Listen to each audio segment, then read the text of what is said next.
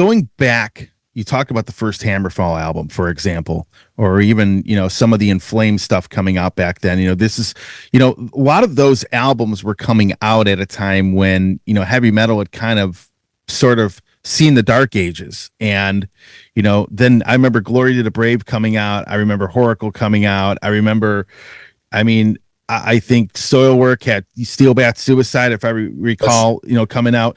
And a lot in Arch Enemy, and you pretty much were producing a lot of these bands who, pretty much all of them have since, done really well for themselves, with their careers. And what was that like, finding these musicians and making these records back then, especially at a time when heavy metal back then, and I remember this very well, was still in its dark ages? What was that like? Did you, when you produced these bands, did you see them really going as far as they have, or, maybe talk about meeting them and making some of these records?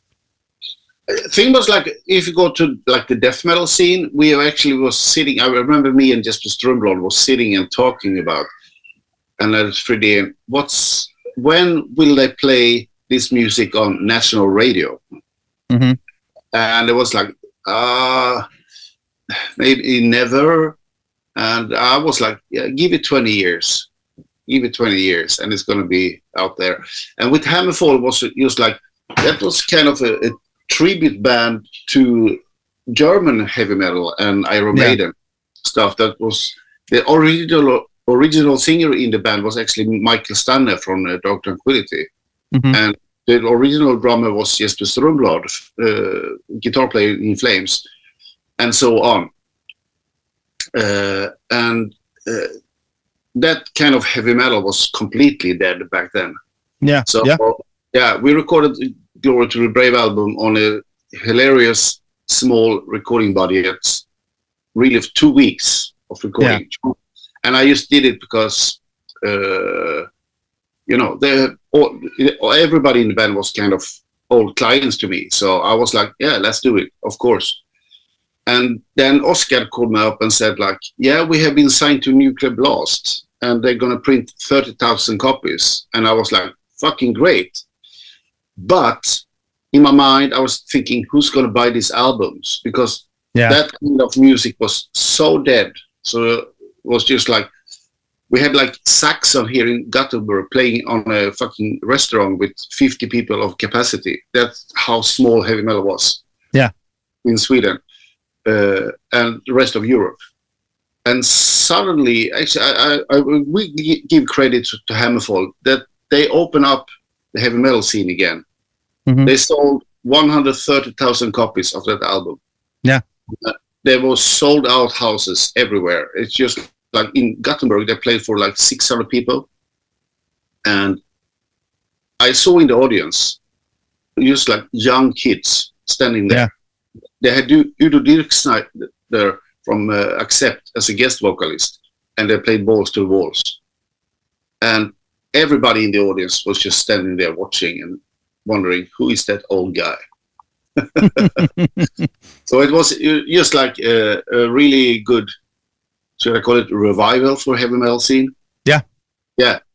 And so, and then the second album, Legacy of Kings, they were touring here in the States.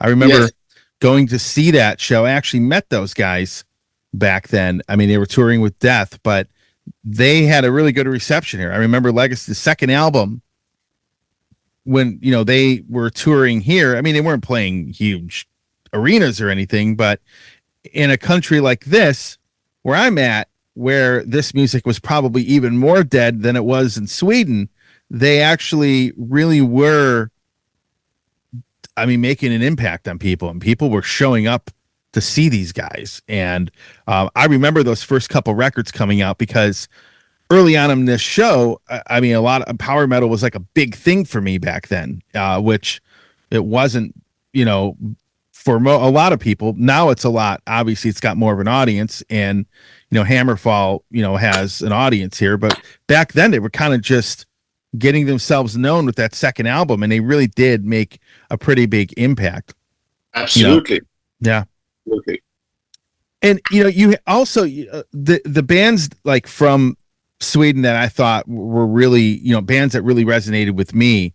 A lot of the death metal bands, Soilwork and At the Gates and some of these groups. And I always felt that scene, and I don't know what it was like over there, but I know a lot of people here were getting into bands like that, in the late 90s. And that was an interesting scene in group of bands because they were, to me, pretty unique, from the rest of the world. And that was a pretty unique scene coming up. And you had a lot to do with some of those bands as well, and maybe talk a bit about, In Flames and At the Gates and some of these awesome, death metal bands that, I really got into back in 1997, 1998. Yeah. For me, I'm a guy, actually, I'm from the pop world. So it took me a couple of album recordings to get into that kind of music. It's like my first meeting with death metal was like, as we shared the rehearsal room with this ceremonial oath. Yeah. Guys from HammerFall and so on. I came to my rehearsal room early of some reason, and I heard what the fuck is going on in there. So I put in the key and opened the door and looked at what I was like, told my other bandmates, what the fuck's going on in here? It's a new music style, and it's just like, it's called death metal. And I was like, wow. And then I get a record deal, and I kind of get into my small studio I had back then, and we recorded the first album. And on that way, and they came to me like with albums like Death or Napalm Death or stuff like that, and said, that's how we want to sound. And I was like, no, fuck that. I throw the CDs away. Let's do our stuff here. Let's do your stuff. And as I'm from the pop world, it's just like all the melodies and everything that they were doing I like always try to highlight that stuff. Yeah, we went just our way in that stuff and just didn't care about what other people was doing. And my kind of first I did was big production. It was like the Gallery with Tranquility, and then after that, straight off, we did Slaughter of the Soul with At the Gates. Yeah, and suddenly, I don't know what's happened, but the phone was calling from all around the world. People would come to record in my studio. I was like, what the fuck's going on here? So I didn't think about that. And I was also I remember I was in a divorce. So I was totally, I was a maniac in the studio. I was just like, I fled away from family and everything. And we were just in the studio all the time. Right. Yeah. So it was actually a pretty hard time for me in my life during that period. Did you think a lot of these albums that you were producing would have the impact on people that they have? No, not at all, to be honest. I remember when we did Slaughter of the Soul, I invited a lot of my friends to the studio to have a private listening to. So I said, like, I think this album is really good, to be honest. And the pop people, and everybody was like, wow, this album is really, really good.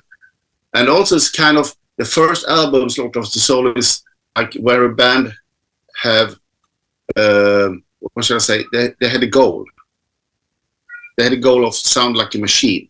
That's, not people just like, oh, record an album, drinking, like, we have this 3.5% beer in Sweden that is only in Sweden. And they were sitting there with their friends, drinking beer, and finally get drunk.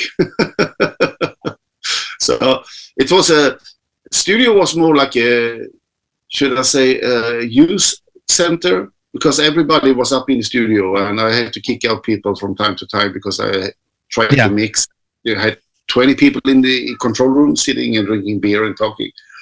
So it was a kind of childish time. Sure. Yeah.